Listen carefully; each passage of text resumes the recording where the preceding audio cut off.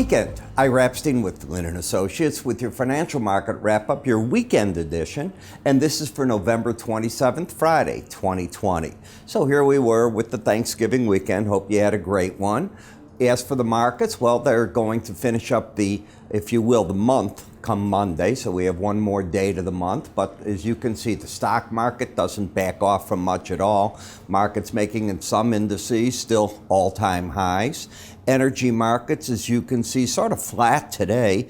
Bonds and notes, another good gain in the marketplace. You got to wonder what that's about as the stock market's going up and the dollar dropping. That's interesting in itself. Grain markets, mostly a higher finish to the week. Remember, they were completely closed yesterday. And I'll tell you what has, I think, traders really scratching their head is the differential between how copper just keeps surging ahead and other metals that you use in industry are not. That's been the fascinating thing. Often Dr. Copper, as it's called, tells you what the economy is going to do, and it's saying very good things. But generally, it pulls the base metals with it, and that's not happening at this time.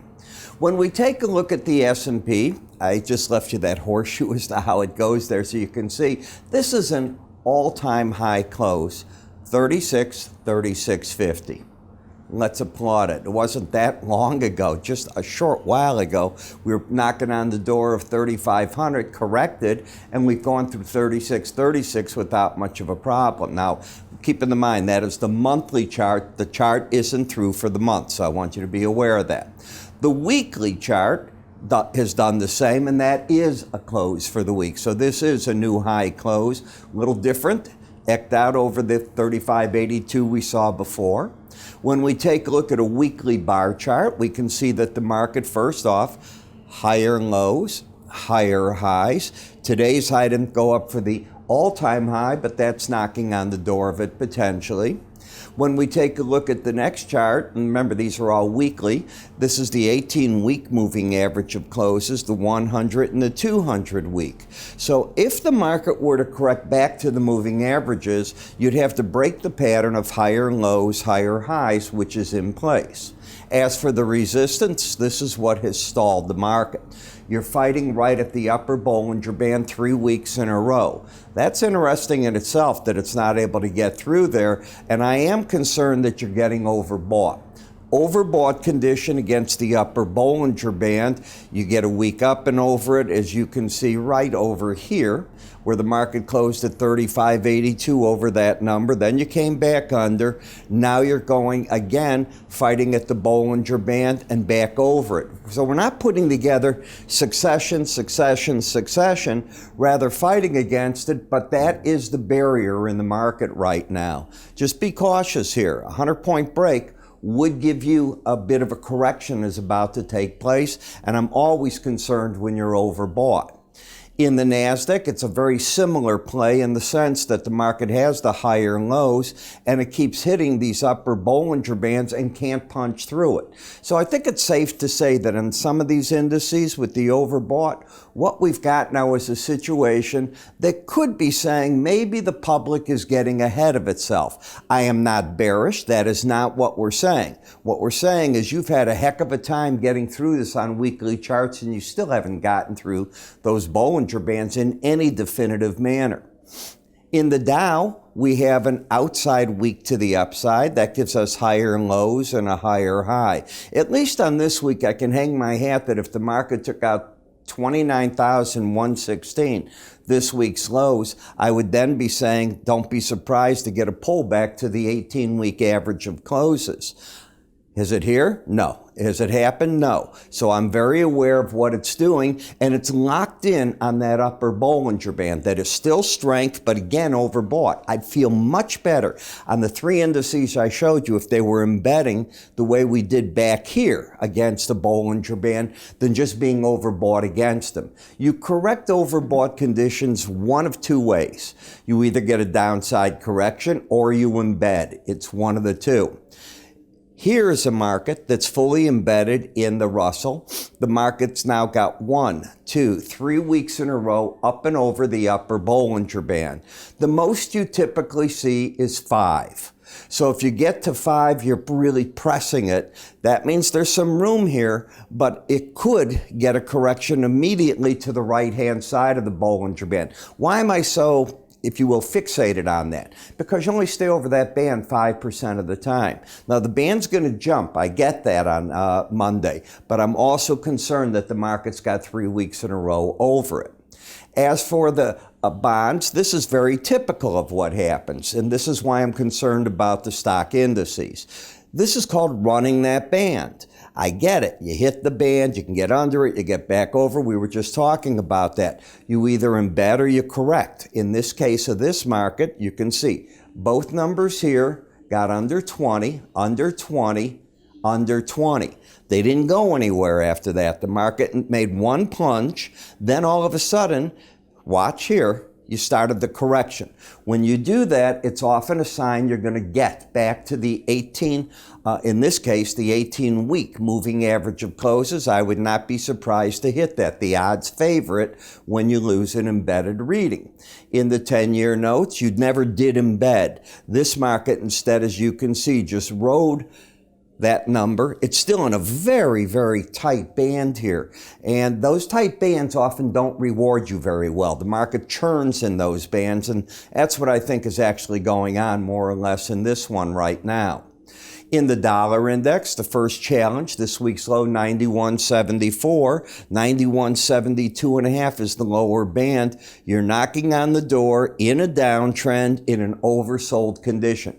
Oversold and looking for support to develop against the Bollinger Band is not a reversal of trend.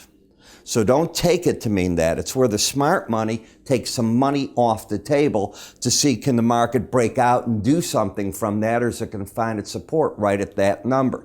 The flip-flop is happening in the euro. You got the higher lows. Notice on this market, you got to 119.66.5, 78.5, I believe, is the upper Bollinger Band, and you're already getting into overbought territory. Uptrend into resistance. When we take a look at the Canadian dollar, same thing. You've got the higher highs, higher lows, right into the resistance, overbought.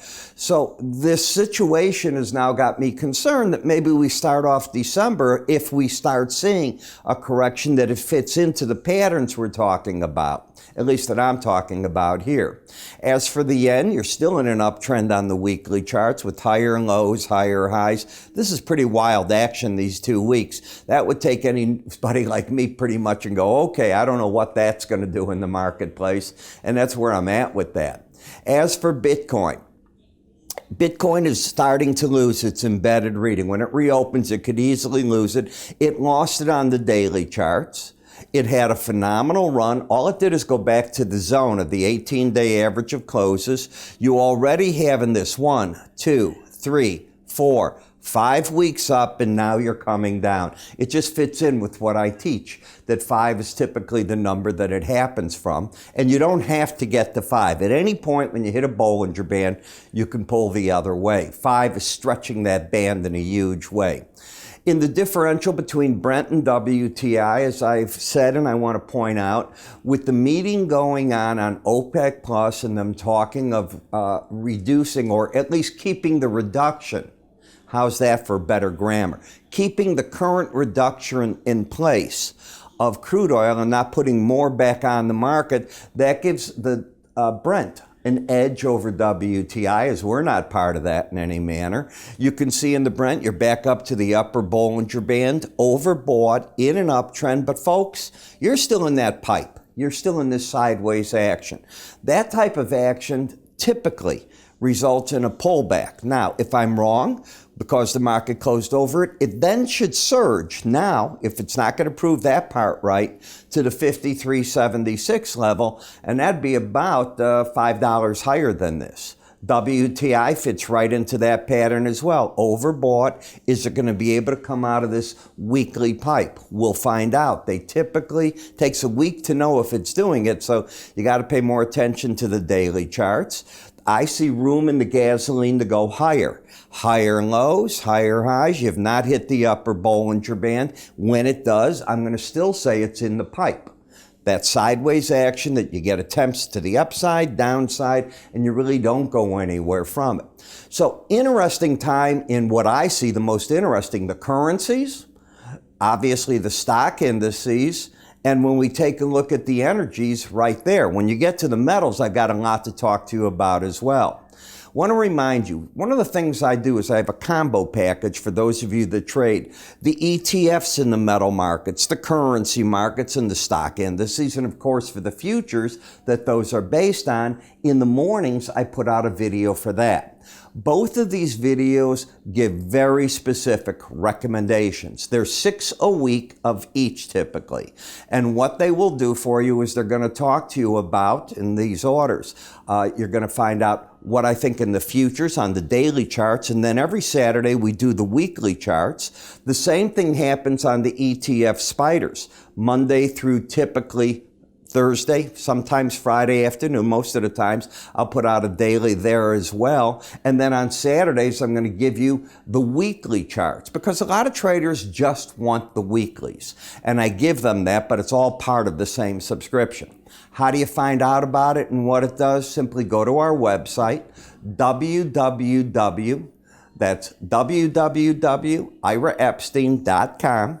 Under the word research, it's all there for you. So www.iraepstein.com. You can always call my staff. They will talk to you about it. They'll get you all set up. It's easy and you're committing to nothing. 30 days, you decide if you want to continue. Most people do, I can tell you that. I'm Ira Epstein. Have a great weekend. I will see you all on Monday. Take care.